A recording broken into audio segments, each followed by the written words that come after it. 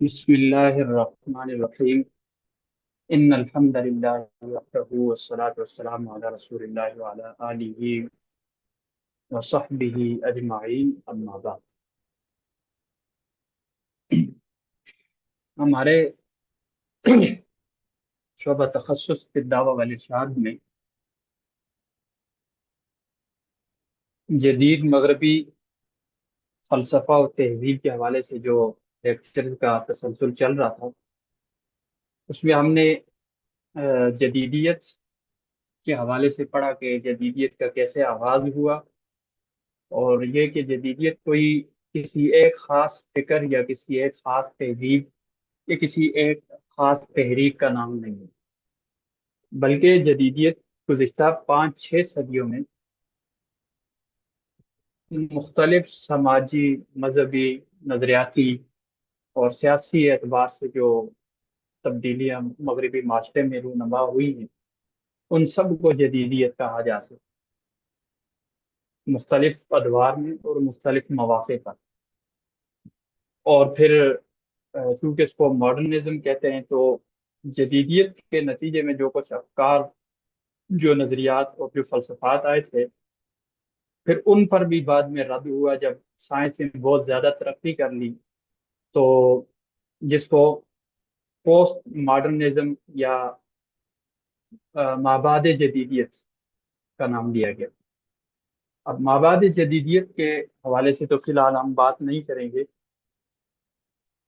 جدیدیت کے نتیجے میں جو مغربی معاشرے میں مختلف نظام ہائے زندگی رائج ہوئے، متعارف ہوئے، ہم ہمارا مین ٹارگٹ وہی ہے، ہم اصل اسی کی طرف بڑھیں گے کہ جدیدیت کے نتیجے میں کون سے ایسے فلسفات تھے، کون سے ایسے نظام ہائے زندگی تھے جو مغرب میں متعارف ہوئے۔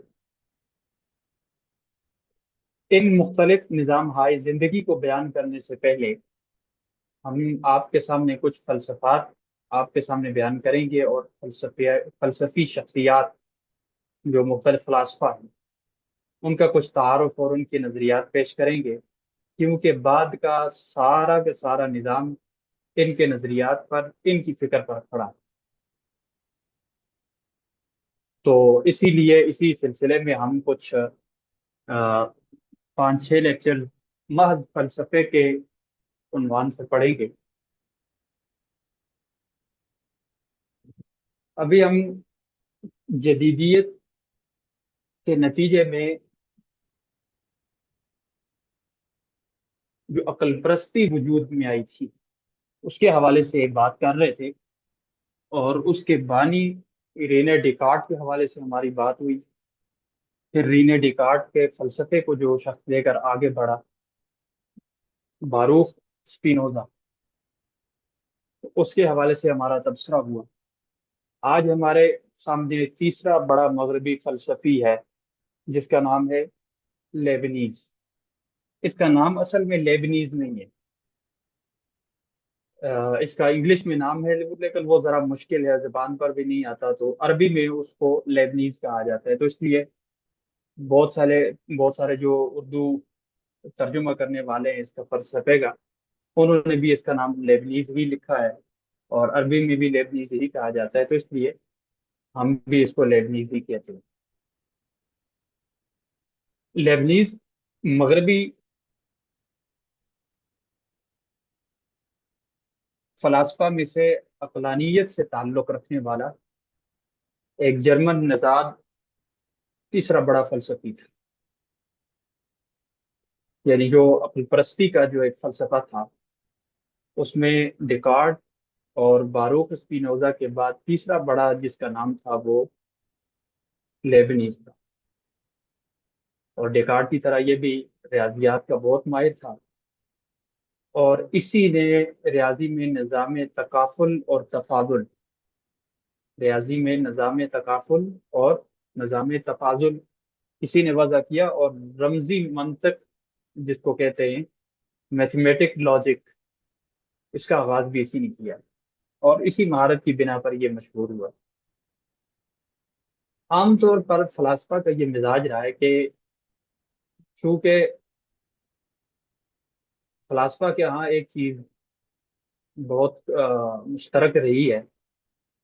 قدیم فلاسفہ کے ہاں تو تھی مشترک، اور جدید جو فلاسفہ ہیں ان میں بھی پہلے دور میں یہ چیز مشترک تھی. بہرحال بعد میں اگرچہ وہ چیز تبدیل ہوئی کہ حقائق تک پہنچنے کے لیے عقل کا استعمال، عقل محض کا استعمال. رینے ڈیکارٹ نے جو کچھ اپنی عقل کی بنیاد پر فلسفہ پیش کیا، تو باروخ اسپینوزا نے عقل کی بنیاد پر ہی آ کر اسے سمجھنا چاہا، اور جو کچھ جن چیزوں میں اختلاف ہوا تو اختلاف بھی کیا. اور اس کے بعد تیسرا شخص یہ لیبنیز آیا، تو اس نے بھی اپنے پیش رو دونوں فلاسفہ یعنی رینے ڈیکارٹ اور اسپینوزا کے فلسفہ پر نظر ثانی کی، اور جن چیزوں میں اختلاف ہونا تھا وہ اختلاف کیا، اور جن چیزوں میں اتفاق ہونا تھا اتفاق کیا. جس طرح رینے ڈیکارٹ نے بنیادی طور پر جو فلسفہ پیش کیا تھا کہ ذریعہ معرفت عقل ہونا چاہیے، یعنی عقل محض. ہم کسی چیز کی حقیقت تک کیسے پہنچیں گے، کسی چیز کی حقیقت کا ادراک کیسے کریں گے، کس چیز کے ذریعے کریں گے، وہ واحد اتھارٹی رینے ڈیکارٹ نے کہا تھا کہ ہمارے سامنے عقل ہے. باروخ اسپینوزا نے اس کی اس بات سے اتفاق کیا تھا، لیکن اختلاف کس مسئلے میں ہوا تھا؟ جوہر والے مسئلے میں. کہ جو رینے ڈیکارٹ نے جوہر کی دوئی کا نظریہ پیش کیا کہ جوہر دو قسم کے ہوتے ہیں، ایک جوہر مادی ہوتا ہے اور دوسرا جوہر مفکر، یعنی جس کو سوچا جا سکتا ہے، حقیقت میں اس کا وجود نہیں ہوتا. جوہر مادی، میں نے سیب کی آپ کو مثال دی تھی، جو سیب کا دانہ ہے وہ جوہر مادی ہے، اور آپ سیب کو اپنی پیٹھ پیچھے کر کے چھپا لیں، اور پھر آپ ذہن میں ایک سیب کا تصور کریں، تو اب وہ بھی ہے تو سیب یہ جو آپ کے ذہن میں متصور شکل میں، لیکن وہ جوہر مفکر کہلائے گا، وہ جوہر مادی نہیں.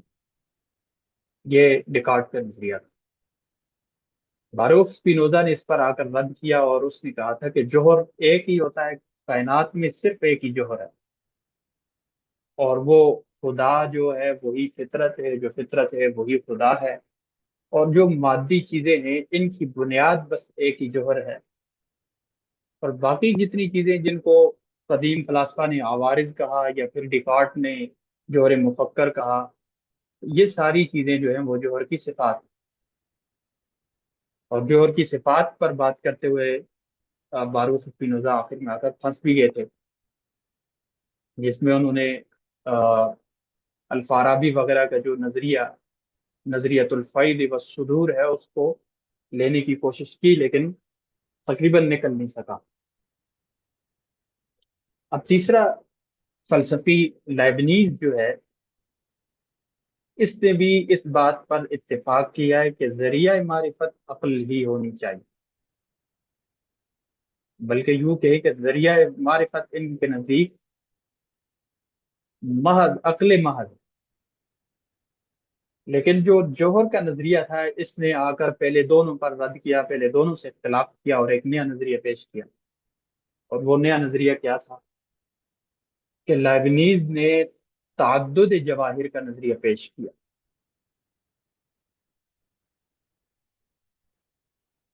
باروک اسپینوزا نے کہا تھا جوہر ایک ہے، جوہر کی احدیت کا نظریہ. اس سے پہلے ڈیکارٹ نے کہا تھا جوہر دو ہے، اس نے جوہر کی دوئی کا نظریہ پیش کیا. لیکن اس لیبنیز نے آ کر تعدد جواہر کا نظریہ پیش کیا، اور اس نے کہا کہ کائنات میں بے شمار جواہر. اب یہ نظریہ پیش کر کے اس پر آگے اس نے پورا فلسفہ جو کھڑا کیا ہے، آج ہم اسی پر بات کریں گے. اس سے پہلے ایک اور بات کی طرف ذرا سا دھیان دیں گے. یہ وہ پہلا فلسفی ہے جس نے، چونکہ ڈیکارٹ کے زمانے میں نیوٹن، ڈیکارٹ وغیرہ، باروک اسپینوزا، ان کے زمانے میں مذہب اور سائنس کا بہت زیادہ تصادم ہوا، کیونکہ نئے نئے سائنسی رجحانات سامنے آئے. جیسا کہ میں نے جدیدیت کے آغاز میں بات کی تھی کہ نئے نئے سائنسی نظریات اور سائنسی جو دریافتیں سامنے آئیں، تو ان فلاسفہ نے ان کی بنیاد پر اہل مذہب سے، اہل کلیسا سے جب سوالات کیے، تو اہل مذہب اور اہل کلیسا نے جوابات دینے کے بجائے ان پر دہریت اور الحاد وغیرہ کا فتویٰ لگایا۔ تو نتیجہ کیا نکلا کہ وہ جو مذہبی نظریات ہیں اور جو سائنسی نظریات ہیں ان کا آپس میں سخت تصادم ہوا، اور یہ ایسے ہی چلتا رہا۔ لیکن لیبنیز نے آ کر مذہبی اور سائنسی نظریہ کے درمیان تطبیق دینے کی کوشش کی۔ اب بنیادی طور پر اختلاف مذہب اور سائنس کا کہاں ہوا؟ مذہب نے کہا تھا کہ یہ جو کائنات ہے اس کا کوئی مقصد ہے، کسی کے کنٹرول میں چل رہی ہے، اور یہ ہمیں اخلاقی نظام سکھاتی ہے۔ سائنس نے آ کر کہا کہ کائنات کا کوئی مقصد نہیں ہے، یہ کسی کے کنٹرول میں نہیں ہے بلکہ فزیکل اصولوں کے تحت چل رہی ہے، اور ہمیں یہ کوئی اخلاقی نظام نہیں سکھاتی۔ یہ بنیادی اختلاف تھا، اور یہ تین نکات پر اختلاف۔ اس سے آ کر تطبیق کی کوشش کی، اور اس نے کہا کائنات میں دو قوتیں متحرک، یہ دو قوتیں کام کرتی ہیں، ایک ہے قوت اعلیٰ اور دوسری ہے قوت اسفل۔ دوسرے الفاظ میں ہم یوں کہہ سکتے ہیں کہ ماورائی قوت اور مادی قوت۔ ماورائی قوت یعنی الہی قوت، اور دوسری مادی قوت یعنی جو جس کو ہم دوسرے الفاظ میں کہہ سکتے ہیں قوانین فطرت۔ یعنی اس نے آ کر یہ تطبیق دی، یہ کہا کہ نہ تو سائنس والے غلط ہیں نہ مذہب والے غلط ہیں، بلکہ اصل میں ایسا ہے کہ کائنات میں دو قوتیں کارگر ہیں۔ ایک قوت ماورائی، جس کو ماوراء العقل بھی کہہ سکتے ہیں، کہ جو ہماری سمجھ سے ہی باہر ہے، اور دوسری قوت مادی، یعنی خود اس کائنات میں ایسے فطرتی اصول ہیں، قوانین ہیں جو ہمیشہ سے کیا کر رہے ہیں، متحرک ہیں اور اپنے کام میں لگے ہوئے ہیں۔ لہذا ہم نہ تو یہ کہہ سکتے ہیں کہ صرف ماورائی قوت کام کر رہی ہے، اور نہ ہی ہم یہ کہہ سکتے ہیں کہ صرف فطرتی قوتیں کام کر رہی ہیں، بلکہ ماورائی قوت بھی کام کر رہی ہے اور فطرتی یا پھر مادی قوت بھی کام کر رہی ہے۔ یہ اس نے تطبیق دینے کی کوشش کی، اور دوسری بات اس نے یہ کہی کہ کائنات کے ہم نظم کو دیکھتے ہیں کہ یہ کتنا منظم نظام ہے۔ جب کائنات کا نظام منظم ہے تو اس کا یہ مطلب ہوا کہ کائنات کا کوئی مقصد بھی ہے، بغیر مقصد کے نہیں ہو سکتی۔ لیکن وہ مقصد اہل مذہب کی زبان میں نہیں کہہ رہا، بلکہ فلسفہ کی اصطلاح میں کہہ رہا ہے کہ اس کائنات کا کوئی مقصد ہو سکتا ہے کیا ہے اس کو بھی نہیں پتا کیا ہے۔ یہ ایک تطبیق کی کوشش کی اس نے۔ اچھا، مزے کی بات یہ ہے کہ شاہ ولی اللہ صاحب رحمہ اللہ نے حجت اللہ البالغہ میں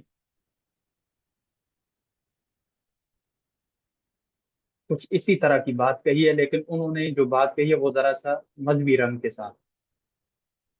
شاہ صاحب فرماتے ہیں کہ ساری کائنات پر کنٹرول اللہ کا ہے، اور اللہ تعالیٰ ہی اس کو کا نظام چلاتے ہیں اور اس میں تدبیر کرتے ہیں۔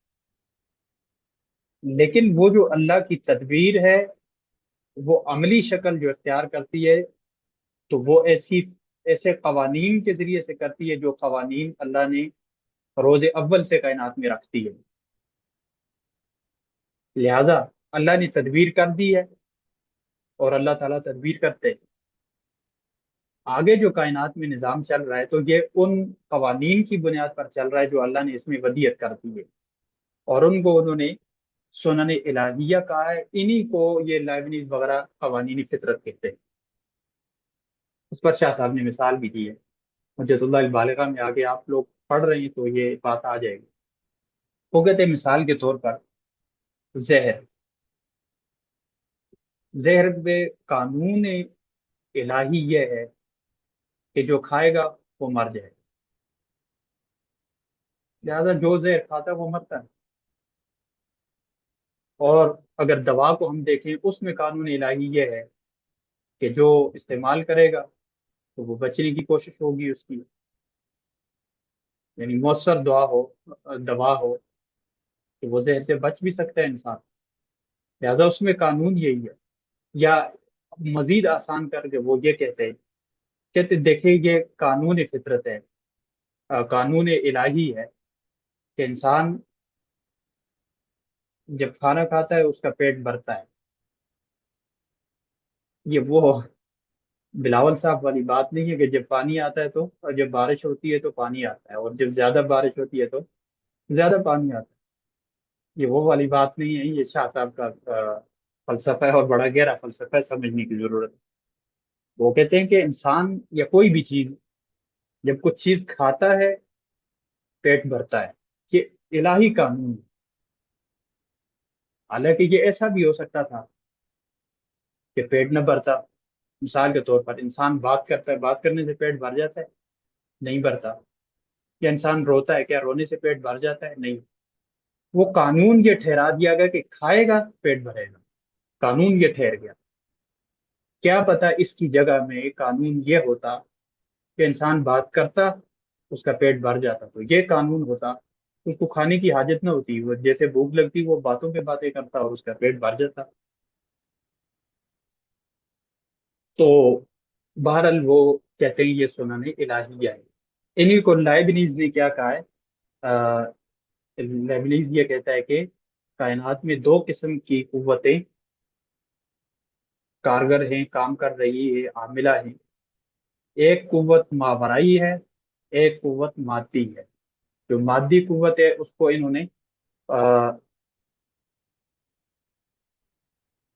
قوانین فطرت کہہ دیا، اور جو ماورائی قوت ہے اس کے لیے کوئی خاص اصطلاح استعمال نہیں کی، لیکن بس اتنا کہا ہے کہ ماورائی قوت۔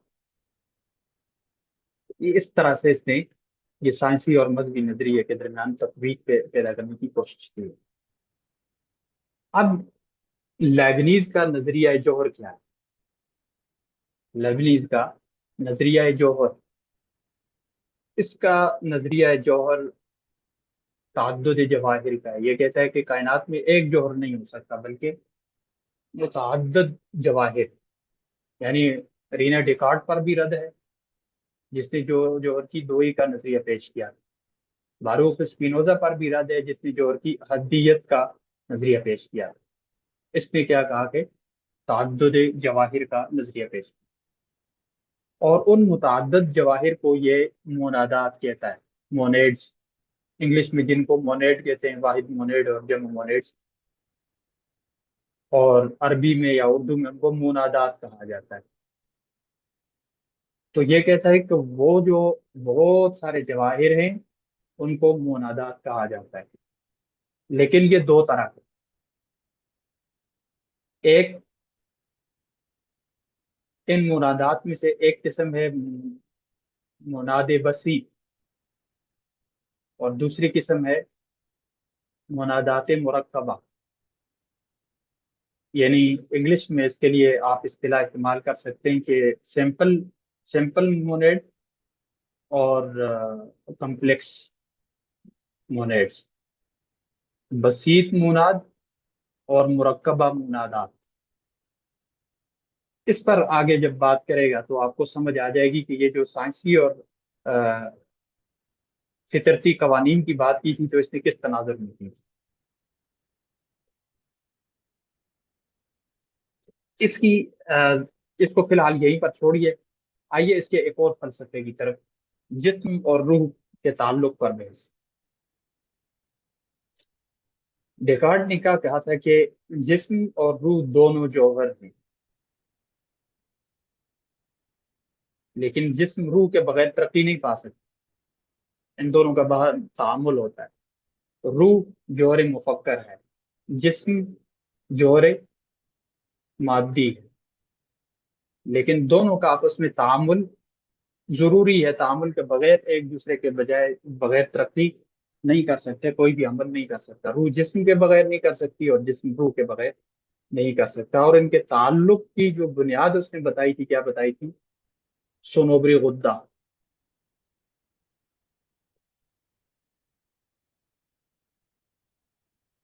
لیکن لیبنیز نے یہ کہا کہ جسم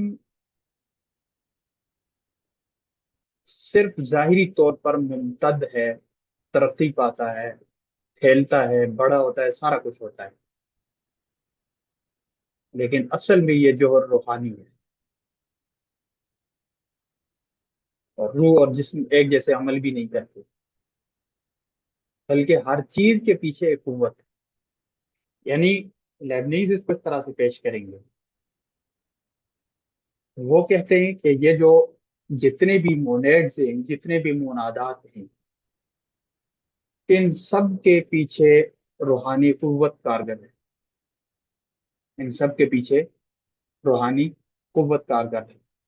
تو اب جو روح ہے اس کے پیچھے بھی کوئی روحانی قوت کارگر ہے، اور جو جسم ہے اس کے پیچھے بھی کوئی روحانی قوت کارگر ہے۔ روح جسم کی وجہ سے یا جسم روح کی وجہ سے تعامل نہیں کرتا، بلکہ روح کے پیچھے کوئی روحانی قوت کارگر ہے، وہ اس کی وجہ سے کرتی ہے عمل، اور جسم کے پیچھے بھی مستقل کوئی روحانی قوت کارگر ہے، وہ اس کی وجہ سے تعامل کرتا ہے۔ یعنی دونوں کی الگ الگ حیثیتیں یہ بیان کر رہا ہے، جبکہ ڈیکارٹ نے کیا کہا تھا کہ دونوں ایک دوسرے کی وجہ سے تعامل کرتے ہیں۔ اب یہ بات بیچ میں نے اس لیے کہی، اب واپس ہم منادات والی بات پر آتے ہیں کہ اس نے کیا کہا تھا۔ کائنات میں بہت سارے جواہر ہیں، اور ان جواہر کو منادات کہا جاتا ہے، مونیڈز کہا جاتا ہے، لیکن اس کی بنیادی طور پر دو قسمیں، ایک مناد بسیط اور دوسرا منادات مرکبہ۔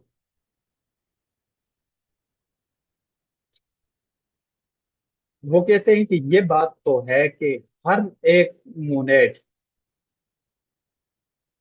دوسرے کے بغیر مستقل حیثیت رکھتا ہے، دوسرے کا محتاج نہیں۔ یعنی اس کو آسان الفاظ میں یوں سمجھیے کہ کائنات میں بہت سارے جواہر ہیں، بے شمار جواہر، لیکن کوئی ایک جوہر کسی دوسرے جوہر کا محتاج نہیں، بلکہ وہ بذات خود عمل کرتا ہے۔ دوسرا جوہر بھی بذات خود عمل کرتا ہے، اس کی بھی اپنی حقیقت ہے۔ تیسرا جوہر ہے وہ بھی بذات خود عمل کرتا ہے، جوہر کے یا اس کو موناد کے ہیں، مونیڈ کے ہیں۔ چوتھا مونیڈ ہے وہ بھی بذات خود عمل کرتا ہے، پانچواں وہ بھی۔ اگر 1,00,000 مونیڈ ہیں تو سب کے سب بذات خود عمل کرتے ہیں، کسی دوسرے کے محتاج نہیں۔ لیکن یہ سارے کے سارے مونیڈز کسی ایک نظام کے تحت آپس میں منظم بھی ہے،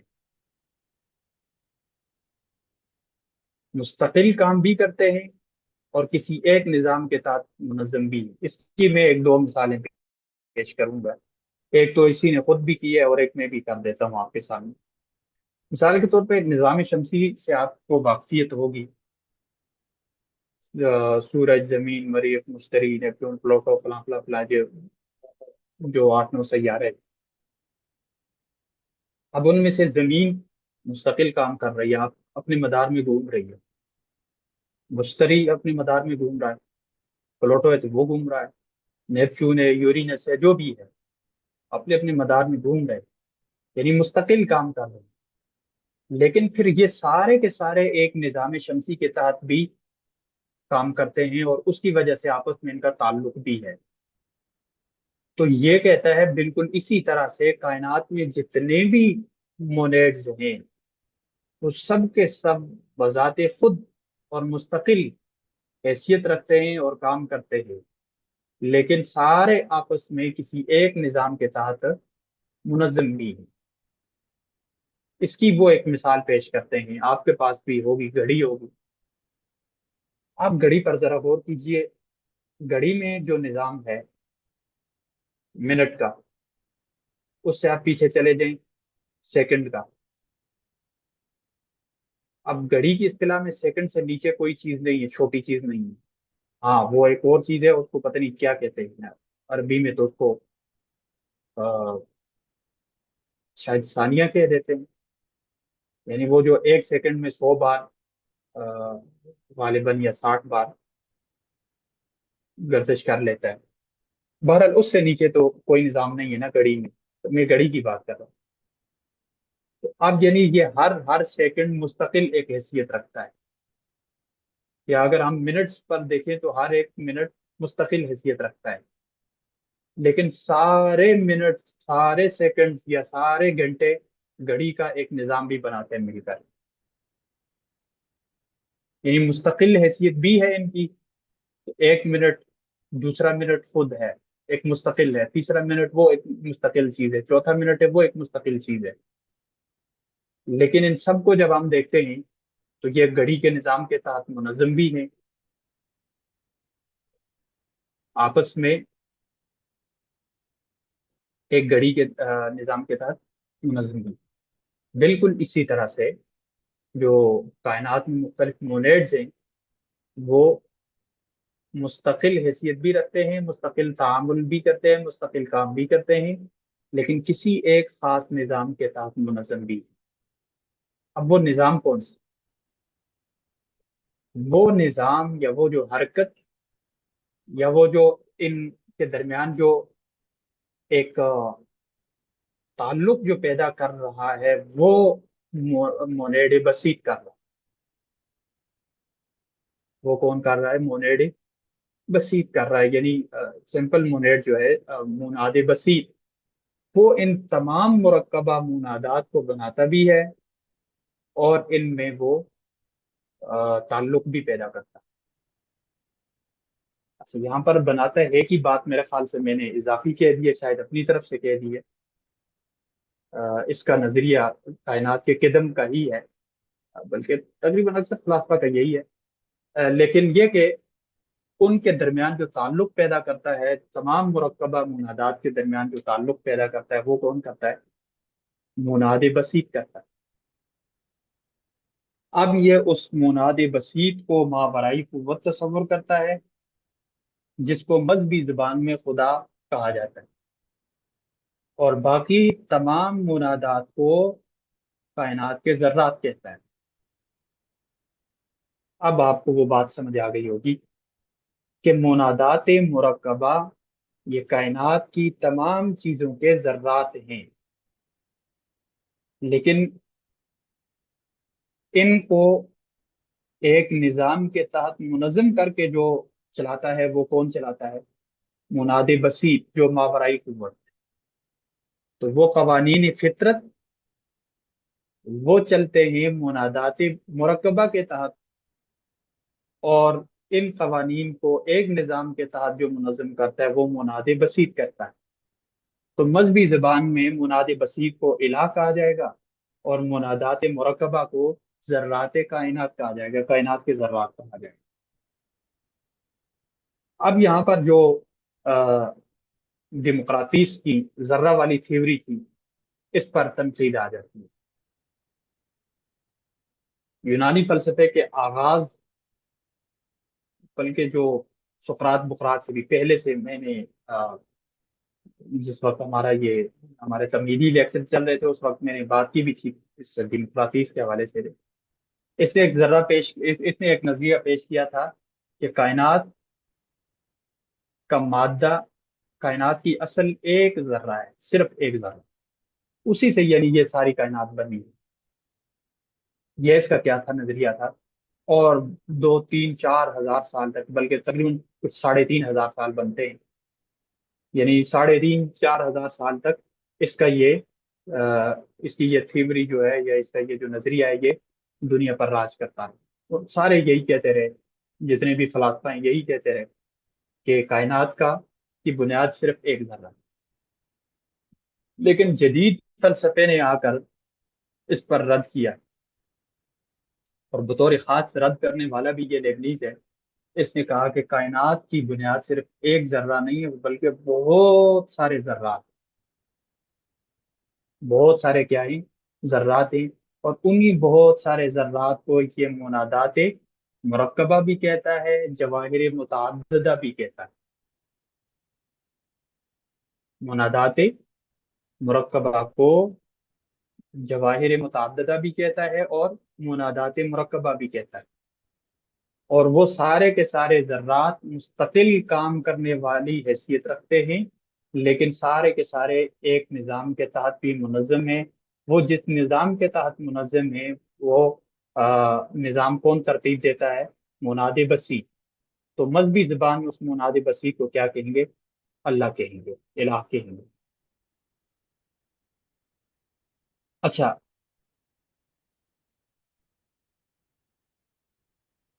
اب منادات کے ادراک کی درجہ بندی آپ دیکھیے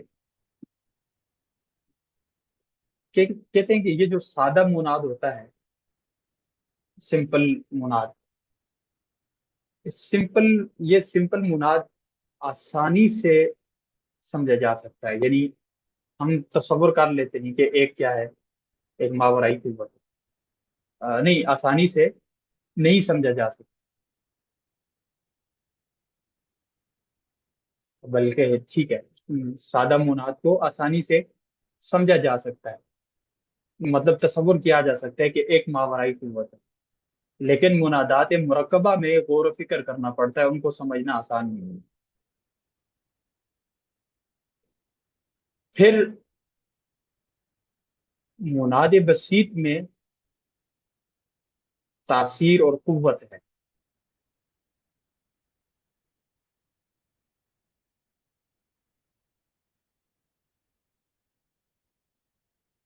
جبکہ منادات مرکبہ میں بھی یہ تاثیر اور قوت ہے، لیکن مادی قسم کی ہے۔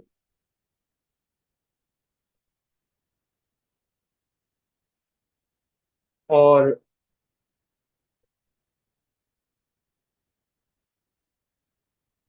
اس پر مزید وہ یہ کہتا ہے کہ یہ جو منادات مرکبہ ہیں، یہ ناقابل تقسیم ہے، لیکن ناقابل تقسیم اس وجہ سے نہیں ہے جو قدیم فلاسفہ نے کہا تھا کہ جس کو کہا تھا جزو لا یتجزا، کہ وہ جزو جو تقسیم ہی نہیں ہو سکتا۔ جدید سائنس نے کہا کہ تقسیم ہو سکتا ہے، لیکن یہ سائنس نے بعد میں کہا، اس سے ذرا پہلے لیبنیز کیا کہتے ہیں، اس نے کہا کہ وہ ایک جس آپ ذرے کو کہتے ہیں وہ ناقابل تقسیم ہے، بلکہ وہ ایک نہیں ہے، بہت سارے ذرات ہیں اور وہ سارے ناقابل تقسیم ہیں، لیکن ناقابل تقسیم ہونا وہ اس وجہ سے نہیں ہے کہ وہ بہت چھوٹا ہے، بلکہ وہ اس وجہ سے کہ وہ اپنی حیثیت بدل کر قوت میں بدل جاتا ہے۔ اب اس کی آپ ایک مثال لیں، وہ یہ کہے گا کہ جو منادات مرکبہ ہیں جن سے کائنات مل کر بنی ہے، انہیں آپ تقسیم کرتے جائیں کرتے جائیں کرتے جائیں کرتے جائیں، آخر میں ایک ایسی حد آئے گی جس کو فلسفہ یونان نے کہا تھا کہ اب ناقابل تقسیم، لیکن اس سے کہا کہ تقسیم ہو جاتا ہے، لیکن تقسیم ہو کر نہیں، اس نے بھی کہا کہ تقسیم نہیں ہوتا، لیکن اس کا یہ مطلب نہیں ہے کہ وہ بہت چھوٹا تھا تو تقسیم نہیں ہوا، بلکہ وہ اس حد میں پہنچ گیا کہ اب اس کی وہ مادی حیثیت ہی نہیں رہی، بلکہ وہ ایک قوت بن گیا، غیر مرئی قوت بن گیا جاتا، اتنا چھوٹا ہو گیا۔ اب آپ اس پر ذرا غور کریں کہ جب کھڑکی سے اندر دھوپ پڑ رہی ہو تو چھوٹے چھوٹے چھوٹے چھوٹے ذرات بیچ میں اڑ رہے ہوتے ہیں، اب وہ ذرات ہیں اور شاید ناقابل تقسیم ہیں، لیکن لائبنیز یہ کہے گا کہ وہ اس وجہ سے ناقابل تقسیم نہیں ہے کہ وہ بہت چھوٹے ہیں، بلکہ اس وجہ سے کہ وہ ایک غیر مرئی قوت بن گئے، ہوا کی شکل انہوں نے اختیار کر لی ہوئی ہے۔ اس لیے وہ کہتا ہے کہ یہ سارے منادات مرکبہ، ان کو جب بالکل ازل میں لے جائیں تو یہ قوتیں ہی مختلف، اور جب یہ قوتیں ذرا ترقی پاتی ہیں تو یہ چھوٹے چھوٹے ذرات بن جاتی ہیں، مزید ترقی پاتے پاتے پاتے پاتے پاتے یہ کائنات کی شکل اختیار کر دی۔ بہرحال جو اختلاف اصل اس نے کیا فلاسفہ یونان سے، وہ یہ کیا کہ فلاسفہ یونان نے کہا کہ یعنی کائنات کا مادہ اور کائنات کی بنیاد ایک ذرہ ہے جو ناقابل تقسیم ہے۔ اس نے کہا کہ کائنات کی بنیاد ایک ذرہ نہیں، بہت سارے ذرات ہیں جن کو اس نے مونیڈز کہا یا جواہر متعددہ کہا، اور کہا کہ ناقابل تقسیم ہیں، لیکن ناقابل تقسیم ہونے کی وجہ یہ نہیں ہے کہ وہ بہت چھوٹا ہے، بلکہ ناقابل تقسیم ہونے کی وجہ یہ ہے کہ وہ ایسی حیثیت اختیار کر لیتا ہے کہ اس کے بعد وہ مادی حیثیت ہی نہیں رہتی بلکہ قوت بن جاتے ہیں۔ یہ اس کا کی بات تھی کس کے حوالے سے؟ جواہر متعددہ کے حوالے سے۔ اس کی یہ درجہ بندی کرے گا۔ اس نے ایک اور بات کہی کہ ان تمام منادات میں، ان تمام منادات میں بہت زیادہ فرق ہے۔ وضاحت ایک درجے کی نہیں ہے، شعور ایک درجے کا نہیں ہے، ان کی حقیقت ایک درجے کی نہیں ہے۔ ہر کسی کی حقیقت بھی مختلف ہے، ہر کسی کا شعور بھی مختلف ہے، اور ہر کسی کی حیات بھی مختلف ہے۔ اب اس پر وہ مثال لائے، اس کو ہم یہ کہہ سکتے ہیں کہ منادات کی درجہ بندی کی ہے اس نے، یا یوں کہہ سکتے ہیں کہ منادات کے درمیان فرق پیش کیا اس نے۔ وہ کہتے ہیں کہ سب سے نچلے درجے کے جو مونیڈز ہیں وہ جیسے بے جان چیزیں ہوتی ہیں، ان بے جان چیزوں میں نہ تو زندگی ہوتی ہے، نہ شعور ہے، نہیں ان میں کسی قسم کی وضاحت ہے۔ بے جان ہے تو بے جان ہے بس، اس میں کوئی شعور نہیں، کوئی زندگی نہیں، کوئی وضاحت نہیں۔ لیکن اس سے ذرا اوپر کے درجے میں آ جائیں، پودے، نباتات،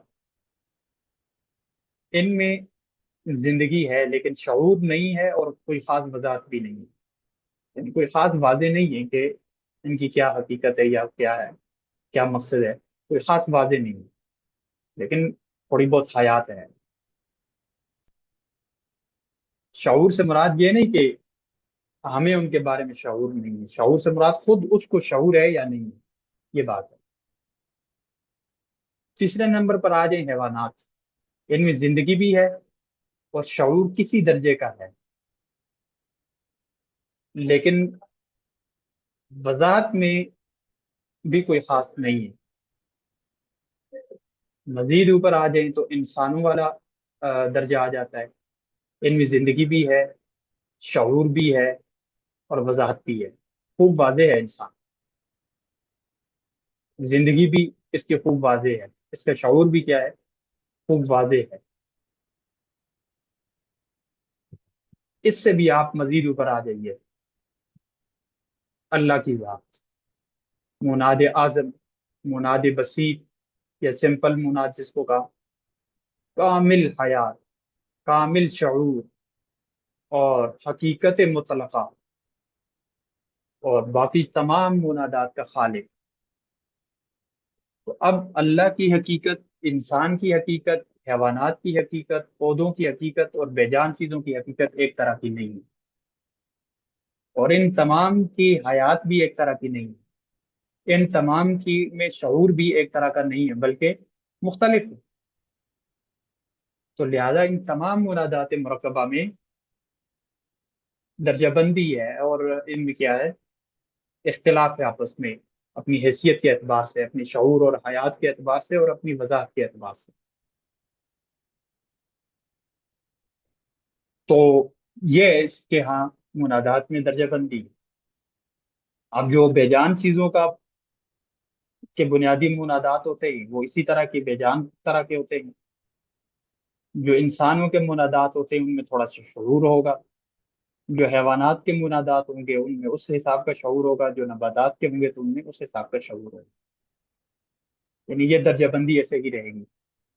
تو اہم جو اس نے نظریہ پیش کیا وہ کیا کیا کہ تمام یہ جو مرکبہ منادات ہیں یہ آپس میں ایک طرح کے نہیں ہیں بلکہ حقیقت کے اعتبار سے بھی، شعور کے اعتبار سے بھی، وضاحت کے اعتبار سے بھی، حیات کے اعتبار سے بھی ان میں بہت بڑا فرق ہے اور بہت بڑی درجہ بندی۔ آ، اس کے بعد اس کا ایک اور آ، نظریہ ہے خدا کے وجود پر دلائل۔ لیبنیز نے کہا کہ خدا تعالیٰ کے وجود پر چار قسم کے بڑے دلائل ہیں، ایسے ہیں جو اللہ کے وجود کو ثابت کرتے ہیں۔ اور یہ جو جدید مغربی فلاسفہ کا ابتدائی دور ہے یہ خدا کے وجود کے منکر نہیں تھے، لیکن ان کا مین مسئلہ یہ تھا کہ ایک تو شک پیدا ہو گیا تھا کہ خدا ہے یا نہیں ہے، بعض فلاسفہ کے یہاں، سب کے ہاں بھی نہیں، اور بعض کے یہاں یہ مسئلہ تھا کہ کیا اس خدا کا کائنات سے اور انسانوں کے نظام سے تعلق ہے یا نہیں ہے، مسئلہ یہ تھا۔ لیکن بعد میں جب سائنسی تحقیقات ذرا مزید بڑھ گئی تو پھر اللہ تعالیٰ کے وجود کے انکار بھی بہت زیادہ ہوا، بلکہ سائنس تو اب بھی کہتی ہے کہ ہمیں نہیں پتا کہ خدا ہے یا نہیں۔ وہ یہ نہیں کہتی، سائنس یہ نہیں کہتی کہ خدا نہیں ہے، سائنس اب بھی یہ کہہ رہی ہے کہ ہمیں نہیں پتا، ہم اس کی حقیقت تک نہیں پہنچے فی الحال۔ تو بہرحال لیبنیز نے خدا کے وجود پر چار بڑے دلائل دیے۔ پہلی دلیل، دلیل انتولوجی، اس کو ہم انگلش میں کیا کہہ سکتے ہیں، انتولوجیکل آرگیومنٹ، دلیل انتولوجی جس کو عربی میں یہ کہہ سکتے ہیں۔ دوسری ہے دلیل کونی، کوسمولوجیکل آرگیومنٹ۔ اور تیسری دلیل ہے دلیل حقائق ازلی، اٹرنل ٹرسٹ، یعنی حقائق ازلی۔ اور چوتھی دلیل ہے دلیل طبعی یا الہیاتی بھی کہتے ہیں اس کو، طبعی بھی کہتے ہیں، جس کو ہم انگلش میں کیا کہہ سکتے ہیں،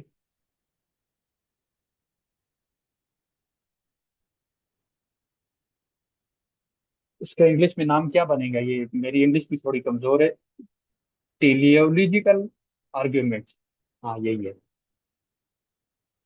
بہرحال عربی میں ہم اس کو واضح کر سکتے ہیں، دلیل انتولوجی، دلیل کونی، دلیل حقائق ازلی اور دلیل طبعی، ان چاروں کی وضاحت کیا ہے۔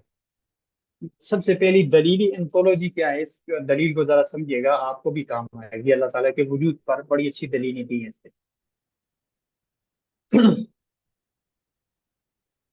یہ کہتے ہیں کہ وہ ذات جس میں تمام کمالات موجود ہوں، اس کا موجود ہونا اس کے غیر موجود ہونے سے بہتر ہے۔ وہ ذات جس میں تمام کمالات موجود ہوں، اس کا موجود ہونا غیر موجود ہونے سے افضل اور بہتر ہے۔ یعنی یہ اللہ کو مناد بسیط مانتا ہے، مناد اعظم مانتا ہے، اس میں بہت سارے فضائل و کمالات بھی بتاتا ہے کہ مناد مرکبہ کا خالق وہی ہے، اسی طرح سے منادات مرکبہ کو ایک نظام کے تحت منظم وہی کرتا ہے، متحرک وہی رکھتا ہے، وغیرہ وغیرہ، یہ بہت سارے کمالات ہیں۔ اور اگر اس کو مذہبی زبان میں خدا کہتے ہیں تو یہ اتنے کمالات والی جو ہستی ہے، اس کا موجود ہونا اس کے موجود نہ ہونے سے کیا ہے، بہتر ہے،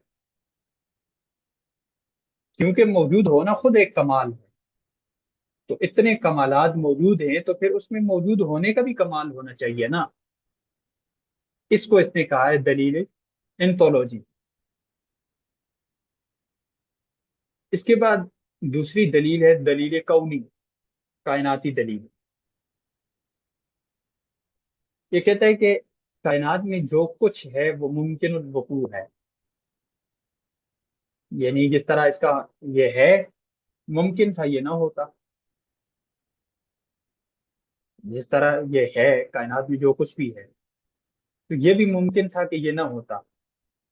تو جب اس میں یہ امکان پایا گیا تو اس کے پیچھے کوئی واجب الوجود ہونا ضروری ہے۔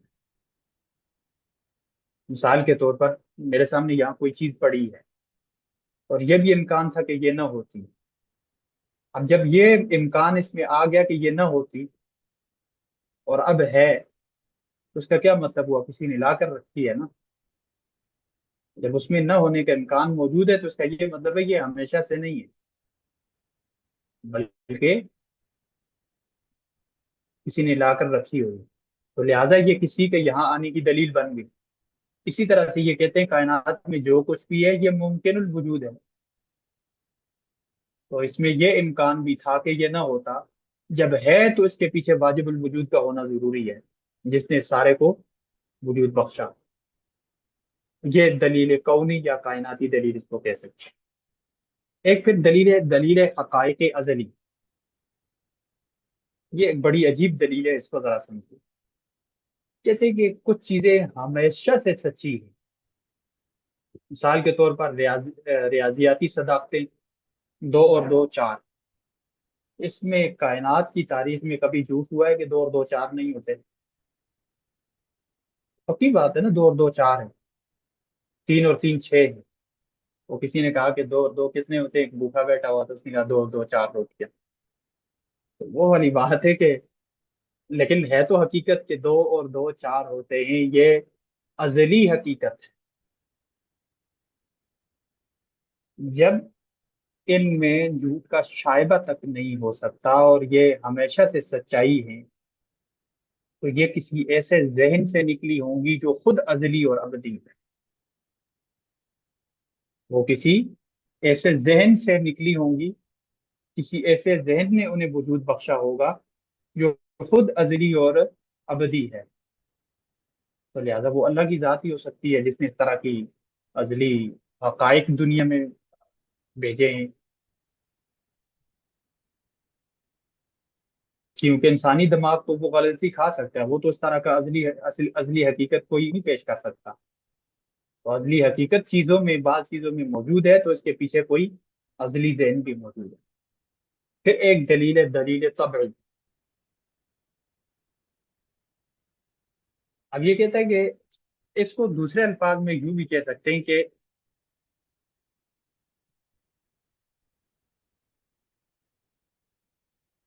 کائناتی نظام، جو نظام کونی ہے، کائناتی نظام، یہ دلیل خدا کے وجود پر دلیل ہے۔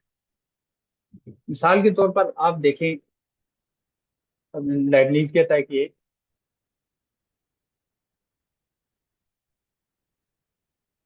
اتنے زیادہ منادات ہیں اور وہ سارے کے سارے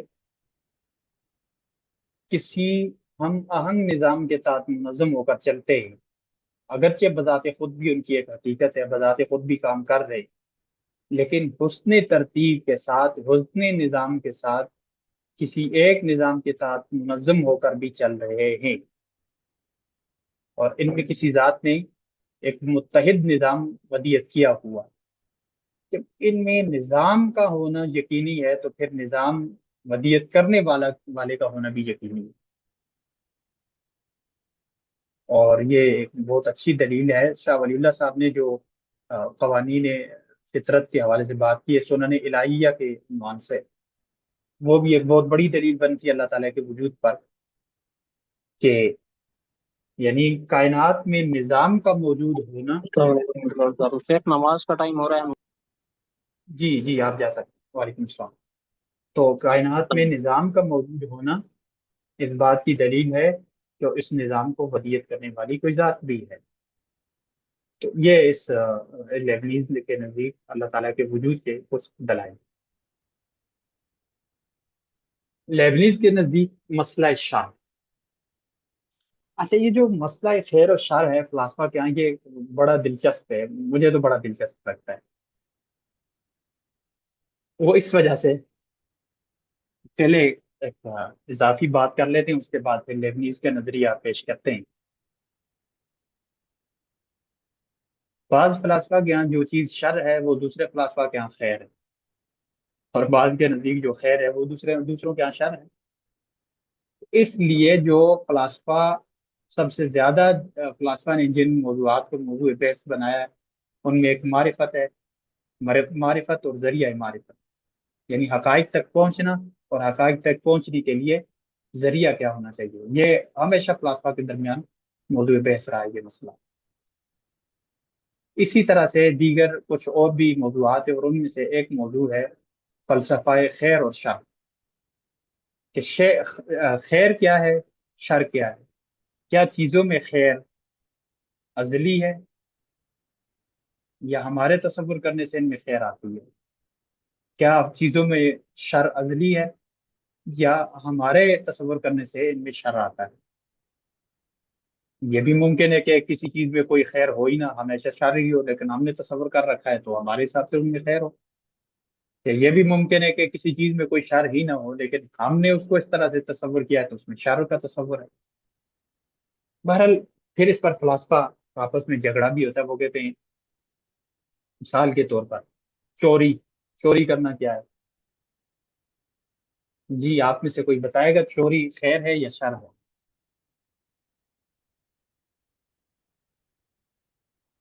जी अहबाब, कोई बताएगा चोरी क्या है? सर चोरी तो शर लगता है जी, शर ही शर है। शर है। लेकिन आपके जाविया नज़र से शर है, मेरे जाविया नज़र से शर है, और आप दीगर हजरात के जाविया नज़र से भी शर होगा। लेकिन चोर के अपने जाविया नज़र से क्या है? उसके तो इसमें मजे नहीं है। उसके वो हिसाब तो से तो कहेगा, उसके हिसाब से खैर नहीं बल्कि अखयर है, वो बहुत अच्छी खैर है। वो कहता है मेरा निजाम इसी से चलता है। सरापा तो खैर है सर उसके तो। सरापा है खैर। तो फलसफा यही कहते हैं, वो कहते हैं देखें, जिस चीज को एक फलसफी खैर समझता है, दूसरे फलसफी के नजदीक वो शर भी हो सकता है। या फिर इसी तरह से आ, मजहब, या मजहब की बात तो ऊपर दर्जे में आ जाती है। आ, निकाह करना, ये क्या है? हमारे जाविया नजर से सरापा खैर है। लेकिन जो एक मुल्हिद होगा, जिसका नजरिया ये है कि इंसान का की जो नफ्स की ख्वाहिशात हैं उनको पूरा करना नफ्स का तकाजा है, जैसे इस पर पूरा फलसफा खड़ा है। उसने किताब भी लिखी है, क्या नाम है उसका, ड्रेसडेल ने, जिसको पढ़कर मौलाना अब्दुल माजिद आबादी रहमतुल्लाह अलैह भी मुल्हिद हो गए थे अपने जमाने में। तो खैर, ये इंशाल्लाह जब हम इल्हाद के हवाले से बात करेंगे तो उसमें हम आपको बताएंगे कि मुल्हिदीन का तरीका वारदात क्या है।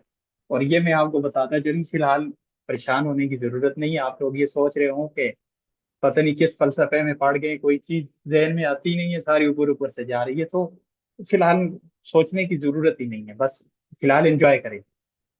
बस दो चार और आगे गुजर जाएंगे तो फिर इंशाल्लाह हमारे जैसे वो मगरबी मुख्तलिफ निज़ाम आए जिंदगी जो है, जब उन पर बात होगी तो फिर इंशाल्लाह आपको मजा आएगा। तो ये असल में शुरू में इसलिए बयान कर रहे हैं कि आपके पास सलफ क्या होना चाहिए। तो बहरहाल एक मुल्हिद है जो जिसका नजरिया ये है कि इंसान की तबीयत का तकाजा, इंसान के नफ्स का तकाजा ये है कि नफ्स की ख्वाहिश को पूरा किया जाए।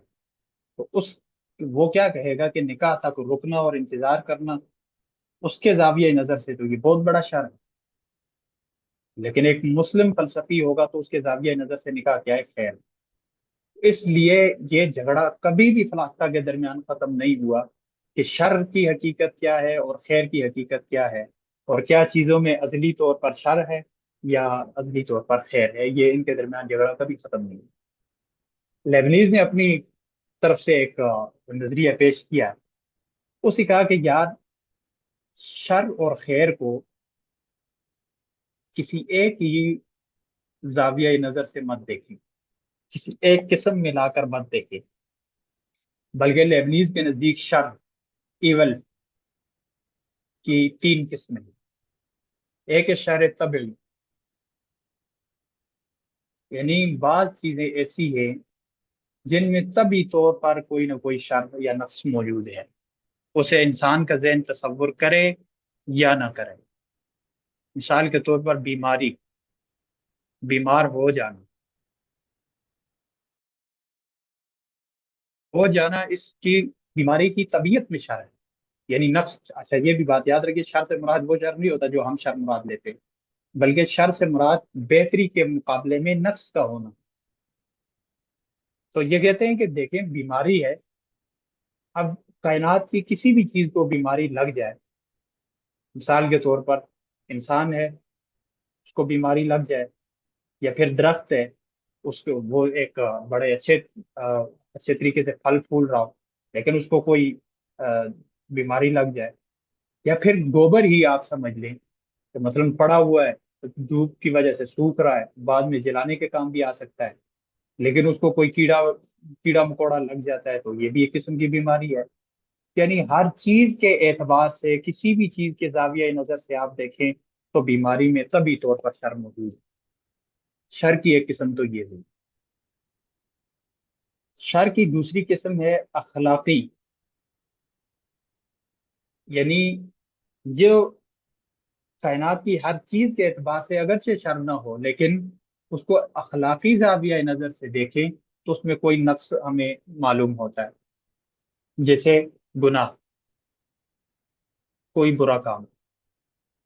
اب ممکن ہے پتھر کے حساب سے تو یہ گناہ، اس میں شر کچھ بھی نہیں ہو سکتا،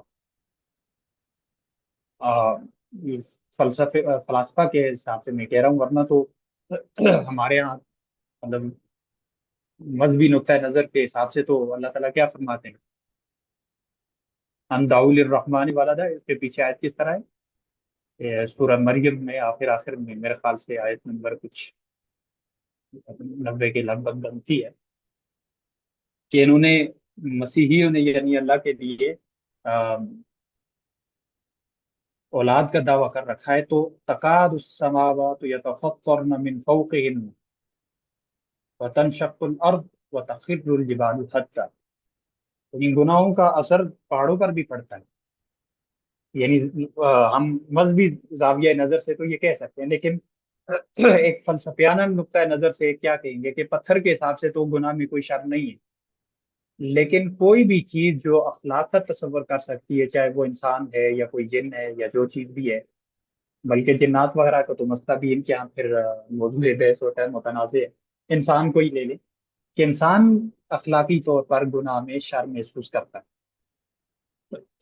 جیسے قتل، کوئی کسی کو مارتا ہے تو اب اس کو قتل کی طبیعت میں شر ہے یا نہیں، لیکن انسان اس کو برا سمجھتا ہے۔ پھر شر کی تیسری قسم ہے ما ورائے طبعی شر، یعنی کچھ شرور ایسے بھی ہیں کہ جن کو انسان کی طبیعت ادراک کر سکے یا نہ کر سکے، لیکن اس میں کوئی نہ کوئی نقص ماورائی طور پر موجود ہوتا ہے، جیسے آگ۔ اب آگ جلانے میں، اس میں جو جلانے اور تباہ کرنے کی صلاحیت ہے، تو وہ ماورائے طبی طور پر موجود ہے، یعنی ہمیں نہیں پتا کہ آگ، آگ میں کیوں موجود ہے یہ شر۔ آپ کو پتہ ہے آگ کیوں جلاتی ہے؟ جی ڈاکٹر فضل حق صاحب، آپ کو پتہ ہے آگ کیوں جلاتی ہے؟ سر نہیں پتا، بس یہ ہے کہ اس کی خاصیت ہے جلانے کی، اور تو کوئی نہیں پتا ہاں، سر۔ مطلب یہ ہمیں نہیں پتا کہ آگ کیوں جلاتی ہے، تو یہ ماورائے طبعی ایک بات ہے، اور ماورائے عقل ایک بات ہے کہ اس میں نفس، یہ جلانے والا تباہ کرنے والا جو ہے یہ موجود ہے۔ تو لیبنیز نے یہ کہا کہ آپ شر کو کسی ایک زاویہ نظر سے نہیں دیکھ سکتے، بلکہ شر کو مختلف زاویات سے ہم دیکھیں تو اس کی تین قسمیں بنیں گی: شر طبعی، شر اخلاقی اور شر ماورائے طبعی۔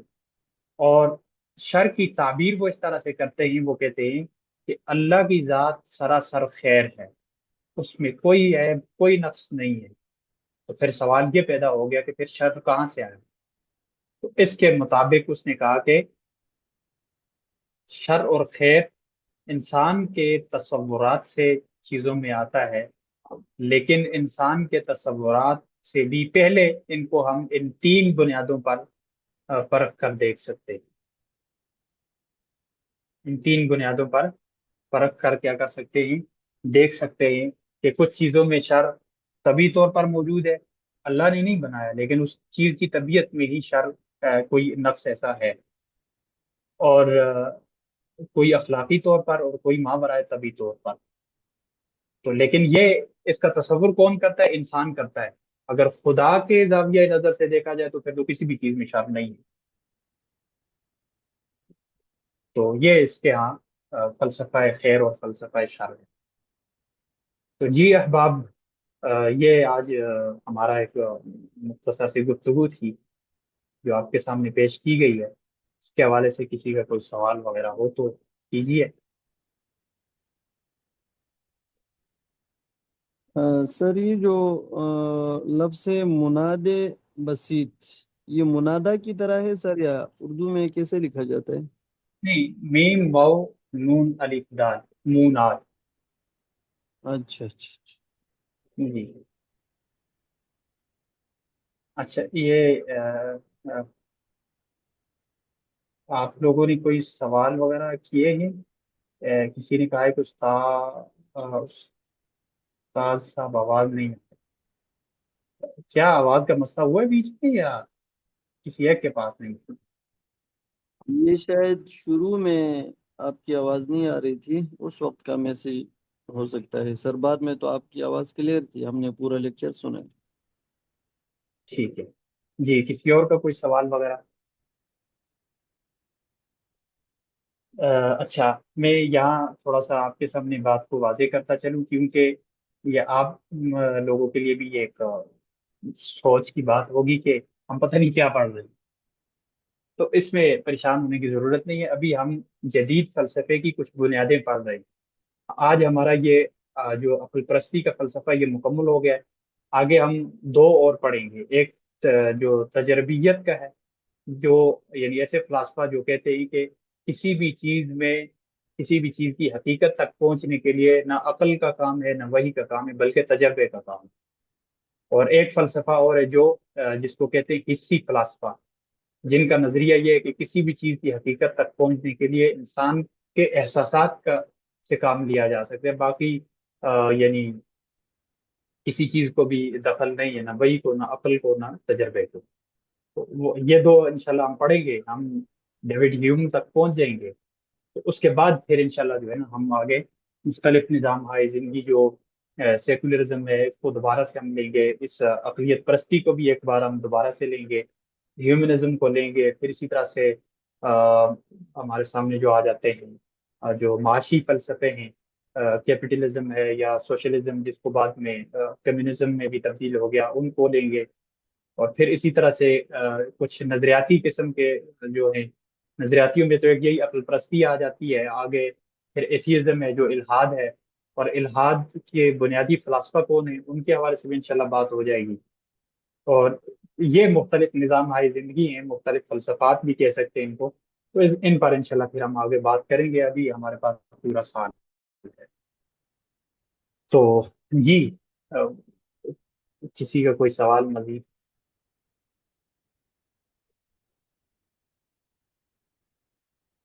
वैसे कुछ समझ समझ आती भी है या नहीं, ऊपर से जाती रहती है?